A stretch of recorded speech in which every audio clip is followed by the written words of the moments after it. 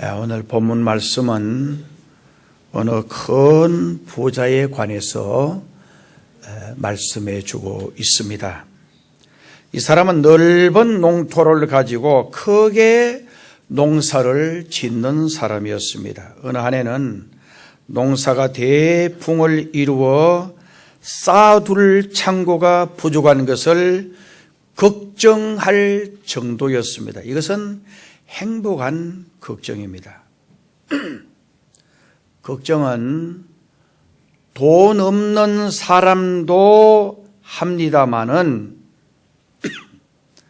재물이 많은 사람은 많은 대로 또 걱정이 많아요. 오늘 본문에 나오는 부자의 걱정은 곡식이 너무 많아 쌓을 창고가 적은 것이 바로 걱정이었어요.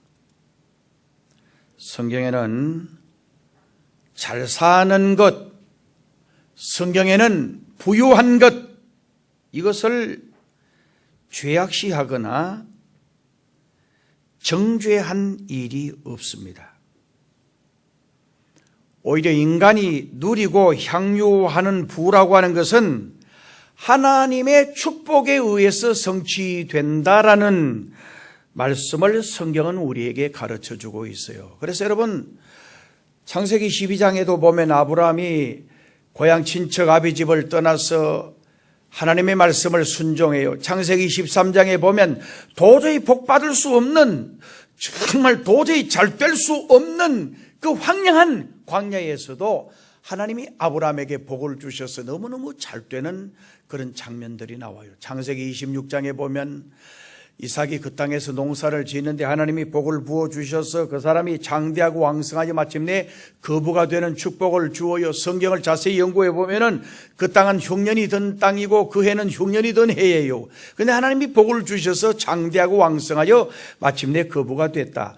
여러분, 야곱이 아버지를 속이고 형을 속이고 먼 외삼촌 라반의 집으로 갈 때에 그는 아무것도 가지고 간 것 없었습니다마는 돌아올 때는 재벌이 되어서 돌아오게 됐다. 이거 누가 주셨냐? 하나님이 주셨다라는 거예요. 하나님이 잘되게 주셨다라는 거예요. 요셉도 정말 형들이 동생을 팔아먹었어요.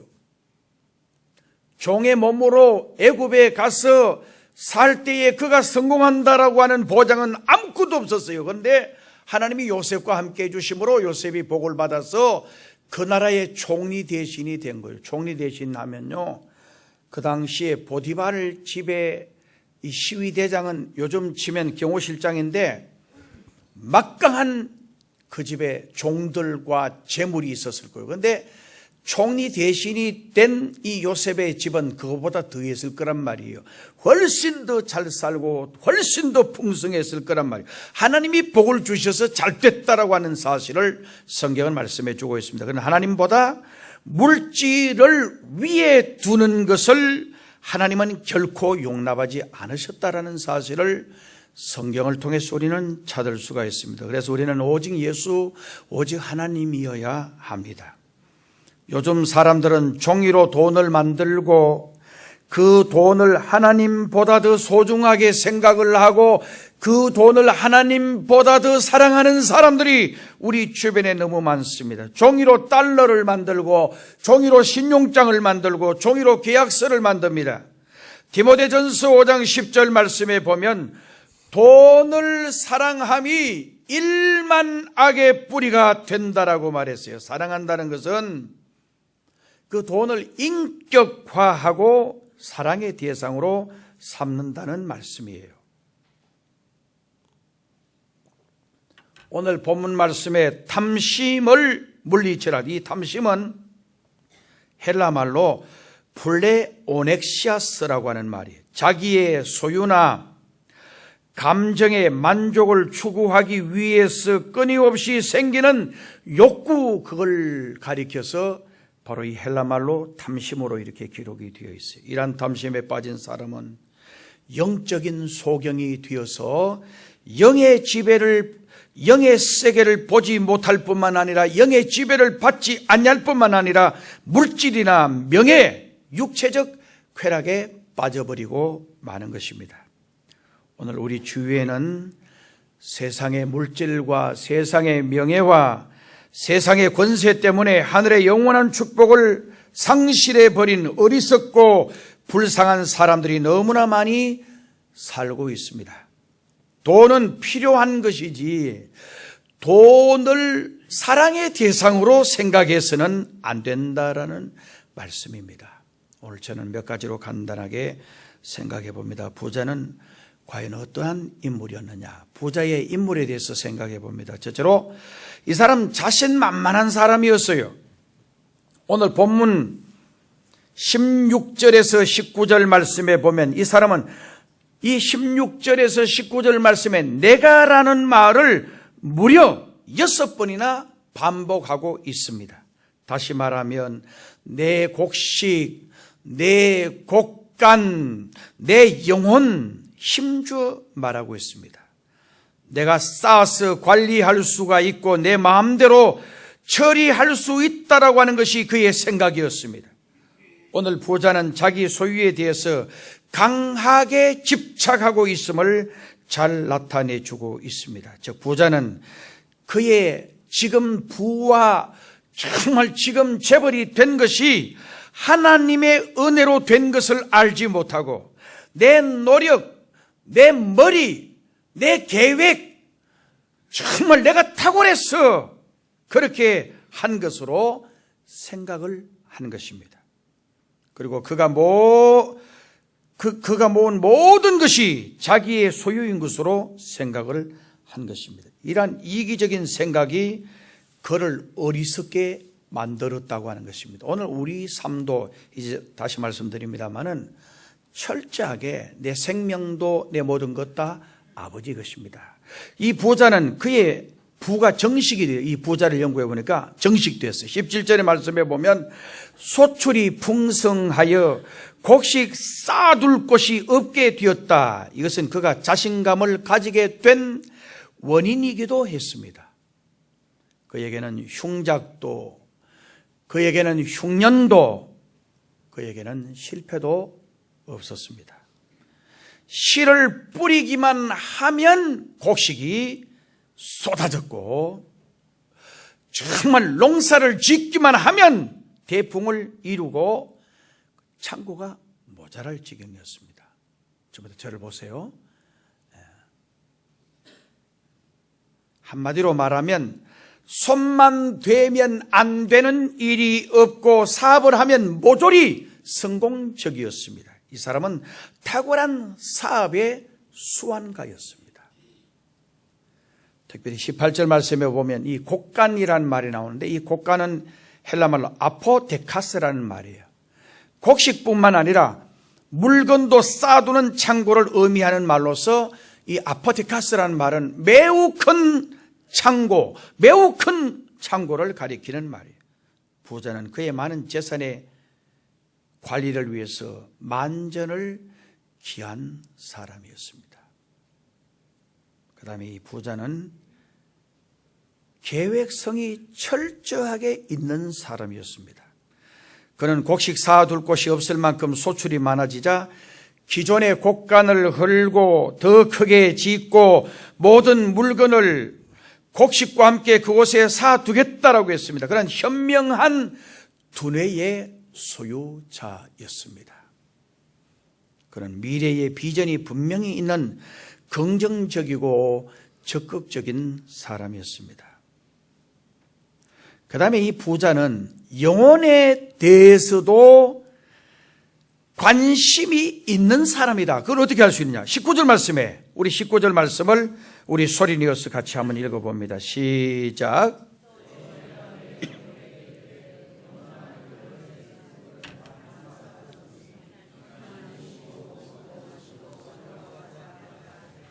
아멘. 자, 이 부자는 내가 내 영혼에게 이르되 영혼아, 여러 해 쓸 물건을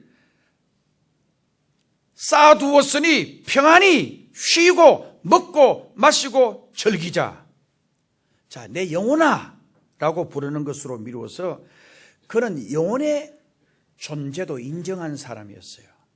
사람이 죽고 나면 반드시 천국이 있고 정말 죽고 나면 반드시 지옥이 있고 하나님도 있다라고 믿은 사람이었어요. 부자는 물질의 풍성함이 그의 영혼을 위해서까지 모든 준비를 마친 것으로 생각을 합니다. 그래서 그는 그의 관심은 물질을 통해서 쾌락을 즐기는 것이었습니다. 그는 진리의 문제나 소외되고 가난하고 헐벗고 어려움 당하는 이웃에 대한 관심, 이게 없었어요. 정말 물질을 주신 하나님께 감사드리는 태도, 이 말씀 속에 전혀 보이지 않습니다. 여기에 부자의 어리석음이 역력하게 드러나고 있습니다. 자, 이 부자의 잘못을 또 한번 살펴보십시다. 첫째로, 소유에 대한 자기 인식이 잘못된 사람이었습니다. 그는 모든 것을 다 내 것이라고 했습니다. 내 곡식, 내가 쓸 것, 내 곡간, 내 영혼이라고 말했습니다. 그러나 그는 도로 찾으시는 분이 따로 계신다라는 것을 깨닫지 못하고 알지 못했습니다. 오늘 본문에 아까 말씀드렸습니다만 내가라는 말이 오늘 이 짧은 16절에서 19절에 6번 소개되고 있습니다. 우리라고 하는 공동체 단어는 이 말씀 속에 한 번도 소개되고 있지 않습니다. 나만 있지 너는 없습니다. 혼자만 있지 다른 사람이 소개되고 있지 않습니다. 나만 알았지 너는 모르는 부자, 내가만 보았지 우리라고 하는 공동체가 보이지 않는 부자를 향하여 하나님께서는 어리석다라고 말씀을 하셨습니다. 20절 말씀 하나님은 이렇게 말씀합니다. 하나님은 이러시되 어리석은 자여 어리석은 자여 오늘 밤에 네 영혼을 도로 찾으리니 그러면 네 준비한 것이 누구의 것이 되겠느냐, 그렇게 말씀을 했습니다.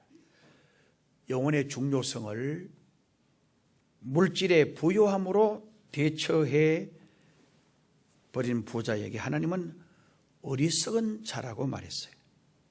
여기서 어리석은이란 말은 헬라말로 아프론이라는 말인데 무분별함을 뜻하는 말로 기록이 되어 있어요. 그러니까 어리석다는 말은 아프론이라는 말인데 이 말은 무분별하다, 그러니까 분별력이 없다, 이런 무분별하다, 즉 신령한 것을 물질적으로 대치하려는 것을 말씀하는 내용입니다. 오늘날 내가 가진 돈이 내 것이라고 믿는 사람들은 돈이면 모든 것을 다 할 줄 알고 마음대로 살아갑니다. 그러나 엄격한 의미에서 내 것이란 있을 수가 없습니다. 이 세상 살아가는 동안 소유하고 있으면서 관리하고 사용할 뿐입니다. 그래서 우리 예수 믿는 사람은 이 청지기, 우리 청지기 교육할 때 이 청지기는 바로 집을 관리하는 사람, 오늘 저와 여러분은 청지기예요. 내 영혼도 내가 관리하고 내가 가진 모든 재산도 내가 관리하고 내 자녀도 내가 관리할 대상이지 내 것 아니라는 말씀이에요.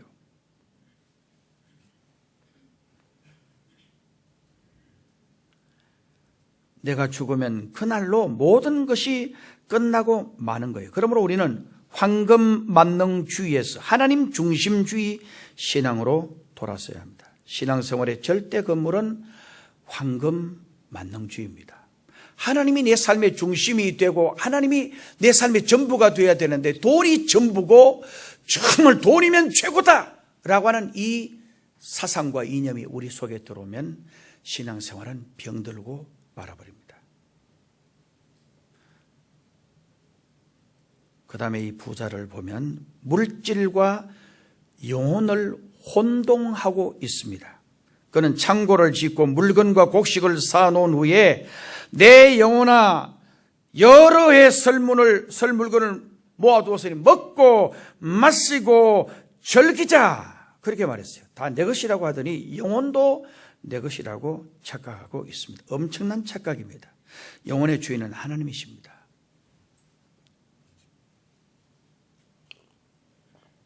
그래서 여러분, 자살하는 게 이게 얼마나 큰 죄인지 몰라요.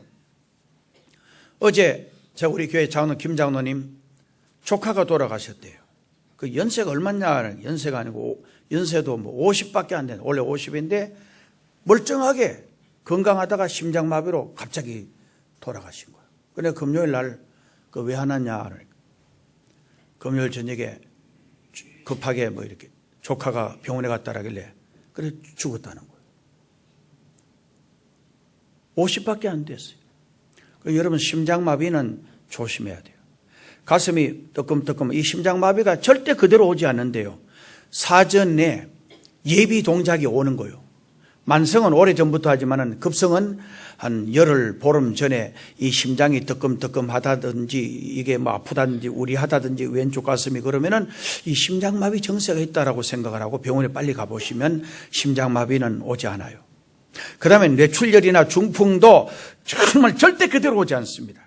그 오기 전에 열흘, 보름, 한 달 전에 머리카락이 움직인다든지 눈썹이 떨린다든지 뭔가 눈이 처진다든지 하고 이런 일이 정세가 일어나면 아 이거 뭔가 뇌출혈이라든지 이거 뭔가 중풍이 올 준비 동작이구나 이렇게 생각하고 병원에 빨리 가면 괜찮다라는 거예요.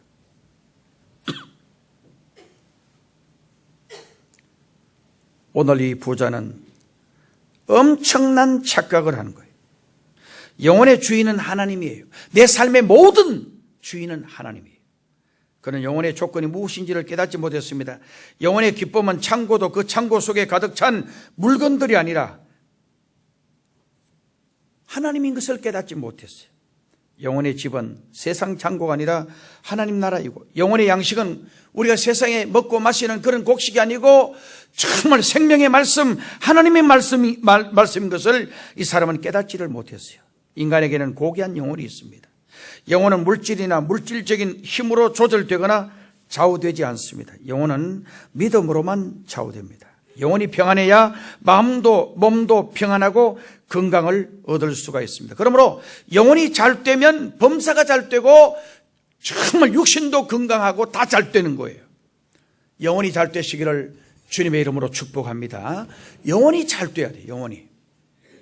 오늘 세상에 수많은 사람들이 우울해하고 정말 오늘 세상에 수많은 사람들이 답답해하고 그래요. 우리 예수 믿으면 정말 예수님의 그 본질을, 믿음의 본질을 우리가 안다면 항상 기뻐하라, 쉬지 말고 기도하라, 범사에 감사하라.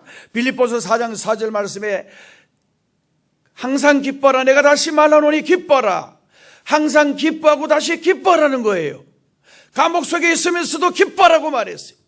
질병이 와도 환난이 와도 세상에 어떤 역경과 시련이 와도 기뻐할 수 있어요. 왜? 예수님 때문에 천국 가기 때문에, 예수님 때문에 영원한 생명을 얻기 때문에 오늘 우리 삶의 가치가 여기 있는 거예요. 교회 다니면서도 늘 부정적인 쪽으로 보는 사람이 있어요. 늘 슬픈 생각하고 아픈 생각하고 과거의 살아린, 그 다음에 살아가면서 야, 내 자식들이 앞으로 사고 나면 어떡해, 이런 식으로 늘 생각하면 불안한 거예요. 오늘 우리나라가 세계에서 제일 잘 사는 나라 중에 한 나라예요. 북한은 얼마나 어려워요. 그런데 우리나라는 너무 잘 살면서 세계에서 자살률이 제일 많은 나라가 우리나라라는 거예요. 그 다음에 잘 사는데도 자식을 안 낳아요.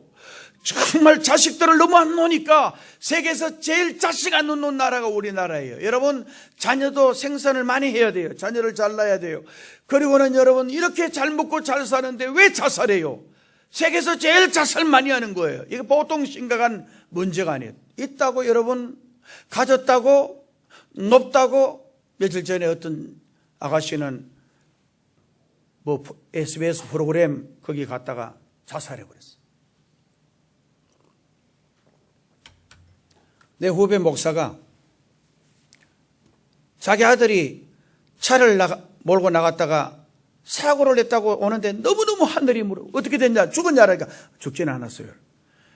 갔는데 아들이 25살. 목사님 아들이, 큰 교회 목사님 아들이 사고 냈으니 형님한테 오늘 처음으로 이야기했는데 그리 이야기하는데 횡단보도가 아니고 횡단보도 여기 있으면 한 60, 70m 저 바깥에 사고 났는데 정말 고등학교 1학년짜리가 말이에요. 받쳐가지고 저기 떨어져가지고 그래 아이를 가서 깨우면서 괜찮냐 이러니까 여기가 어디예요? 야는 이게 저 세상인 줄 알았는가 봐. 자살하려고 말이에요. 고등학교 1학년짜리가. 신발을 딱 가지런히 벗어놓고 차고 오니까 뛰어들어간 거예요. 팍 맞힌 거예요. 그 목격한 사람이 또 본 거예요. 여러분, 자살할 때 보면요, 참 신기하죠. 사람 마지막 갈 때 정리하고 와요. 신발을 딱 벗는 거 보면요, 물에 빠져 죽은 사람 신발 신고 죽을 때 그냥 들어가지 왜 신발을 바깥에 딱 벗어놓고 물에 뛰어들어가요. 신기하죠. 정말 어디에서 옥상에서 뛰어내렸다던데 신발 2개 갖고 가지런히 놓여 있어요. 그런데 얘도 신발 2개를 바로 길가에 딱 가지런하게 벗어놓고는 뛰어든 거예요. 자살하러. 이 아버지가 그래도 막강한 분이라서 사고 낸데 뭐 일하다가 보니까 나중에 보니까 아들이 아마 그런 이야기를 했겠죠. 공부하는 게 너무 힘들고 그래 죽고 싶어서 아마 그 뛰어든 거 아니에요.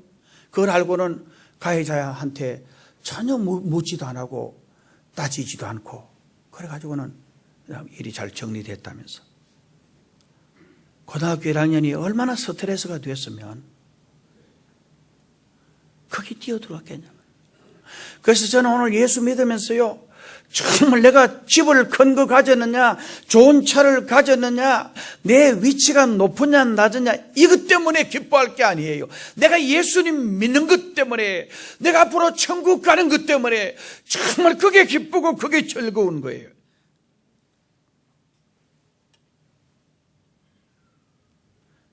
그 다음에 이 부자를 통해서 도로 찾으시는 하나님을 이 부자는 알지 못했어요. 오늘 밤에 네 영혼을 도로 찾으리니 네 예비한 것이 누구의 것이 되겠느냐? 곡식이나 물건이나 창고를 도로 찾을 것이 아니고 네 영혼을 도로 찾겠다라고 하나님이 말씀하시는 거예요. 하나님은 우리의 가장 소중한 생명을 도로 찾으시는 분이십니다. 도로 찾으신다라는 말은 인간의 생명은 하나님께로부터 왔기 때문에 반드시 이제 돌아가는 거예요. 그래서 우리나라 옛날 보면 그 참 돌아가시고 난 후에 이 고가는 거 보면 내가 참 기가 막혀요. 아이고 아이고 이래. 울어도 희한하게 울지도 않으면서 말이에요. 그러다 이 고수저축 앉아 놀다가 저 손님 온다 또 일어서가지고 아이고 내가 저런 건 안 했으면 싶다. 진짜 울면 울고 안 울면 안 울지. 아이고. 그런데 아이고 속에 그 굉장한 의미가 있어요. 영어로 아이고 나는 간다는 말. 나는 간다. 나는 간다 말은 아이고. 그다음 아이고 그다음에 뭐냐 이게 천국인지 바로 지옥인지 이런 그거는 모르고 간다는 거예요. 우리 인생은 분명히 가요. 하수생 노래에도 인생은 나그네 길 어디서 왔다가 어느 곳으로 가는지 몰라서 묻는 거예요. 그런데 성경은 반드시 우리는 하나님께로부터 와서 하나님께로 간다라고 하는 사실을 이야기해 주고 있습니다. 19절 말씀에 여러 해 거기에 대해서 오늘 밤 여러분 19절 말씀에 또 내가 내 영혼에게 이르되 영혼아 여러 해 썰 물건을 많이 쌓아두었으니 그런데 하나님은 오늘 밤 굉장히 대조적으로 사용이 되어져 있어요. 부자는 여러 해를 편안히 즐길 것을 계획했지만 하나님은 오늘 밤 그의 생명을 취하시기로 결정하신 것입니다. 실로 허무한 인생이 아닐 수가 없는 것입니다. 그 다음에 이 성경을 통해서 누가 이 부자와 같은 사람이냐, 누가 이 부자와 같은 어리석은 사람이냐, 이걸 살펴보십시다. 21절 하나님께 대하여 부요하지 못한 자가 이와 같으니라 말씀했어요.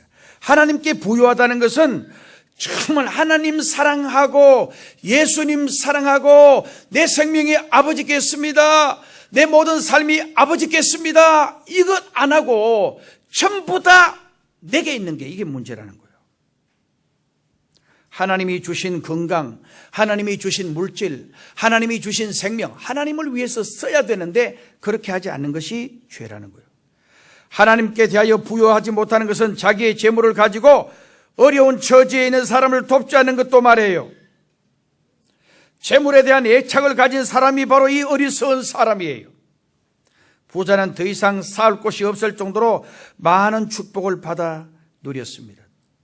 그는 많은 재물을 주신 하나님께 감사하며 그것을 가난한 이웃에게도 나누어 주며 살았어야 합니다만 부자는 그렇지 않았습니다. 그는 있는 곳간을 헐고 더 크게 지어서 정말 그 많은 재물을 자신만을 위해서 보관했을 뿐입니다. 그 다음에 게으름과 쾌락의 욕구를 버려야 합니다. 게으르고 향락과 쾌락을 위해서 인생의 삶의 목적을 거기 맞추는 것은 바로 이 부자와 같이 어리석은 사람이라는 말씀이에요. 재물을 많이 쌓아둔 부자는 자기 영혼을 위하여 먹고 마시고 즐기자라고 그랬어요. 오늘 우리가 왜 재물에 대한 욕심을 가지고 있습니까?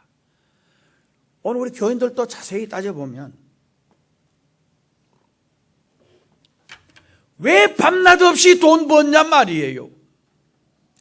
왜 힘들어하면서도 정말 돈 벌어야 됐냐 말이요. 왜 열심히 땀을 흘리고 열심히 고생하면서 돈 버냐 말이요. 돈 버는 게 잘못된 게 아니에요. 근데 목적을 돈이 많아야 잘 먹고 잘 입고 잘 살고 잘 쉬기 때문에 여기 초점을 맞추면 이게 죄라는 거예요. 제가 30년 전 유럽을 방문했을 때 유럽에 있는 분이 목사님이 정말 그때 유럽 사람들은 월화수목 금요일까지만 일하고 토요일 주일은 일 안 했어요. 우리는 토요일 날 쉬는 걸 생각지도 못했어요. 우리나라가 선진국 따라가려면 우리는 토요일 쉬면 안 된다. 같이 갔던 목사님들 다 그렇게 이야기했어요. 정말 토요일 쉬면 하나님의 법을 어긴다. 우린 그렇게 봤어요. 생각도 못한 일이었어요. 그런데 유럽은 그때 이미 주 5일만 근무했어요. 30년 전 말이에요. 한 주간 벌어서 금요일 오후에 온 가족이 다 휴가 떠나요. 금요일 가서 토요일 쉬고 주일 쉬고 그 다음에 주일 저녁에 집에 돌아와요. 우리나라도 지금 서울 쪽에 있는 교회 목사님들 이야기 들어보면 정말 주일 되면 교인들이 많이 어디 가버린대요. 왜 그럴까요? 강원도, 충청도, 바닷가 쪽에 펜션들이 많아요. 가족들이 다 떠나버린 거예요. 언제 떠냐? 금요일 저녁 되면 오후 되면 떠나는 거예요. 그 한 이틀간 토요일 날 주일 놀다가 그러 오는 거예요. 그래서 교인들이 점점 비는 거예요. 한 주일 열심히 일해서 정말 이틀 놀기 위해서 버는 거예요. 유럽 사람들은 1년 열심히 일해서 바캉스 계절, 바로 여름철 휴가를 보통 얼마나 했냐? 20일, 30일, 40일까지 휴가를 그래 준대요. 회사에서 그래 준대요. 그래서 가족들이 남편 출근하는 직장, 부인하는 출근하는 직장에서 같이 맞춰가지고 우리는 몇월 며칠부터 며칠까지 30일간 휴가 내자. 1년 360 일하면서 한 주간 열심히 벌어서 이틀 서기 위해서 정말 그 다음에는 열심히 일해서 휴가 한 달 잘 보내기 위해서 돈 모으는 거예요. 목적이 다 여기 있는 거예요. 내 잘 먹고 잘 입고 잘 쉬기 위해서 돈 버는 거예요. 그리고 많은 사람들이 오늘 교회를 떠나는 거예요. 하나님을 섬기는 건 정말 고리답답한 거예요. 그리고 지옥에 대한 이야기하면 싫어하는 거예요. 삶의 즐거움이 없어지는 거예요. 정말 삶의 기쁨이 없어지는 거예요. 노는데 뭔가 지장이 된다라고 생각하는 거예요. 자, 여러분 마지막으로 말씀드립니다. 인간이 마땅히 알아야 할 게 뭐냐는 거예요. 자, 오늘 결론적으로 이 말씀은 인간이 마땅히 알아야 할 게 뭐냐? 하나님에 대한 존재예요. 하나님 존재에 대해서. 그러므로 우리는 전도해야 합니다. 하나님은 창조주이십니다. 인간은 피조물입니다. 하나님은 우리에게 생명을 주신 분이십니다. 하나님은 만물의 근본이십니다. 하나님은 만복의 근원이십니다. 인간의 생사화복을 주장하는 분이십니다. 하나님은 우리를 죽이기도 하시고 하나님은 우리를 살리기도 하시는 분이십니다. 하나님은 우리를 가난하게도 하시고 하나님은 우리를 부하게도 하십니다. 하나님은 낮추기도 하시고 높이기도 하시는 분이십니다. 세계에서 제일 강대국 잘 사는 나라가 어느 나라인지 아세요? 여러분, 미국이에요. 미국.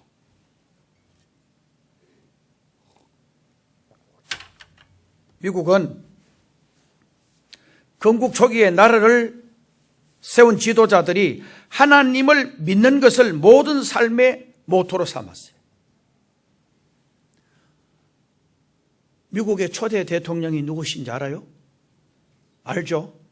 누구예요? 워싱턴이라는 도시가 있어요.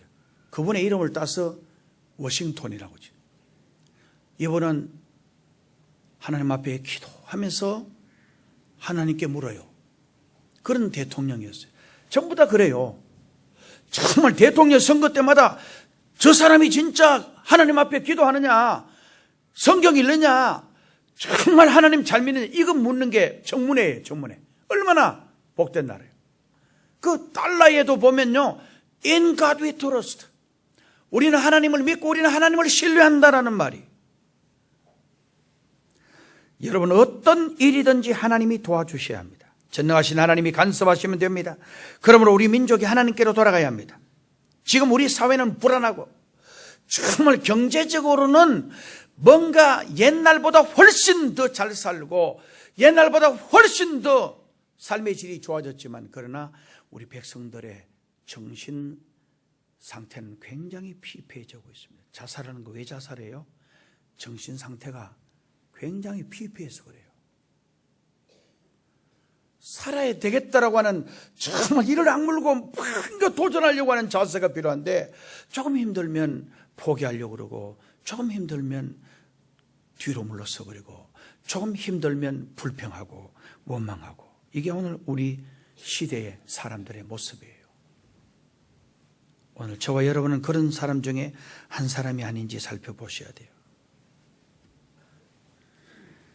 그 다음에 이 세상에 내 것은 아무것도 없다는 사실을 알아야 돼요. 내 생명도 내게 아니에요. 내 재산도 내게 아니에요. 내가 가진 경험도 내게 아니에요. 주인이신 하나님이 내어놓으라고 하면 내어놓아야 합니다. 그러나 부자는 그 사실 몰랐어요. 전부 내 것인 줄 알고 있었어요. 그래서 이 부자는 어리석은 자예요. 그렇다면 그는 왜 그렇게 생각했을까요? 그는 우리가 살아가는 생의 목적을 몰랐기 때문입니다. 여러분, 나는 무엇 때문에 살고 있는가를 깨달아 알고 있어야 합니다. 우리의 존재 가치를 알아야 합니다. 그래서 우리 기독교인들은 우리의 삶의 목적을 하나님을 영화롭게 하는 데다 두고 있는 거예요. 여러분, 앞으로 돈 많이 버세요. 그리고 어떻게 하든지 크게 성공하세요. 그런데 그거를 내가 나중에 늙어서 잘 먹고 잘 입고 잘 쉬고 일 안 하고 정말 편안하게 살려고 한다, 여기에 초점 맞추면 하나님 기뻐하시잖아요. 그래서 우리 예수 믿는 사람은 죽을 때까지 노동을 해야 돼요. 열심히 청소를 하든지 청소부 하든지 아파트 관리를 하든지, 그걸 그렇게 나쁘게 생각하면 안 돼요. 뭐든지 일을 신성하게 생각하고 정말 그 귀하게 생각해야 돼요. 놀고 편안하게 잘 먹고 잘 살았습니다, 이게 축복이 아니라는 거예요. 혹시 그런 기회를 주시면 하나님 앞에 여러분 전도하는 일에 그럼 신경을 쓰면 돼요. 하나님의 교회를 섬기는 일에 신경을 쓰면 돼요. 뭐든지 하나님은 정말 내가 지금 돈이 수백억이 되고 그 다음에는 내 집도 자녀들도 다 좋으니까 이제는 편안하게 먹고 마시고 쉬고 인생을 즐기자, 하나님 없이 그렇게 하면 하나님 기뻐하시지 않는다는 말씀이에요. 인간은 언젠가는 죽는다는 사실을 기억해야 합니다. 히브리서 9장 27절 말씀에 보면, 한 번 죽는 것은 사람에게 정하신 것이요 그 후에는 심판이 있으리라 그랬어요. 그러므로 우리는 진실하게 하나님 앞에 살아가야 합니다. 주님을 위해서 충성된 정인의 삶을 살아가야 합니다. 복음을 증거하며 살아가야 합니다. 예수 그리스도가 아니고는 정말 구원이 없다라는 것을 분명히 전해야 합니다. 그래서 제가 걸려 와서 전한 것 중에, 오늘 교회 다니면서도 지옥에 대한 이야기하면 싫어하는 거예요. 인상이 달라져요. 그런데 분명히 지옥이 있음을 깨달아야 돼요. 정말, 그리고 분명히 천국이 있음을 깨달아야 돼요. 여러분, 박용규 목사님 그 책을 여기 우리 교회도 있습니다. 그분이 천사에게 물었대요. 하나님, 이 지구에서 천국 올 사람이 그 천사에게 물으니까 얼마의 비율이 되냐? 1000분의 1 정도 된다. 놀라운 사건입니다. 이 지구에 지금 한 6, 70억이 살고 있는데 천국 갈 사람은 1000분의 1밖에 안 된다. 그런데 우리나라는 그래도 기독교 확률이 높아요. 저 회교 16, 7억은 교회 다니는 사람 하나도 없어요. 예수 믿는 사람 하나도 없어요. 얼마나 불쌍해요? 그리고 저기 정말 동남아 쪽에 가면 우상을 섬기하는 사람들이 얼마나 또 수억이 거기 살고 있어요. 얼마나 불쌍해요. 예수 믿는다는 거, 이 보통 축복이 아닌데, 그런데 문제는 그 박용규 목사의 간증이나 신성종 목사님, 그 유명한 우리나라 신학자들 천국 체험하고 간증에 교회에 많은 중직자들도 목회자도 거기 지옥에 와 있다는 거예요. 너무 이해가 되지 않는 일 아니에요. 제가 성경을 그래서 작년 연말부터 깊이 연구하고 기도하면서 연구해 보니까 이게 알곡이 아니면, 하나님 앞에 준비된 믿음의 사람이 아니면 참 어려운 일이 많구나. 오늘 세상에 많은 사람들이 목적이 하나님께 있지 않냐고 정말 세상에 있으면서도 예수 믿는다, 하나님 믿는다 그렇게 생각하는데 실질적으로 따져보면 세상이 더 좋아요. 하나님 나라에 합당하지 아니하고 성경이 그렇게 말하고 있어요. 천국에 가려면 예수님이 진짜 좋아야 돼요. 아멘. 천국에 가려면 예수님보다 더 좋아하는 게 있으면 안 돼요. 다 좋아져. 부모 좋아하고 사랑하고 정말 아내를 사랑하고 남편을 사랑하고 자식을 사랑하고, 그런데 하나님보다 예수님보다 더 사랑하면 안 된다는 거예요. 예수님을 더 사랑해야 돼요. 예수님 아니면 절대 나는 구원 받을 수가 없습니다. 예수님 아니면 절대 나는 천국 갈 수가 없습니다. 지옥은 떨어져 버리면 그냥 죽고 난 후에 그 다음에야 뭐 어떻게 되든 할 게 뭡니까? 아닙니다.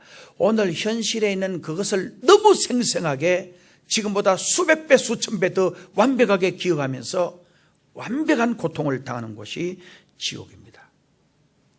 나는 우리 동해 큰교회 교인이 한 명도 지옥 가기를 원치 않습니다. 이제 우리 예수님 사랑하십시다.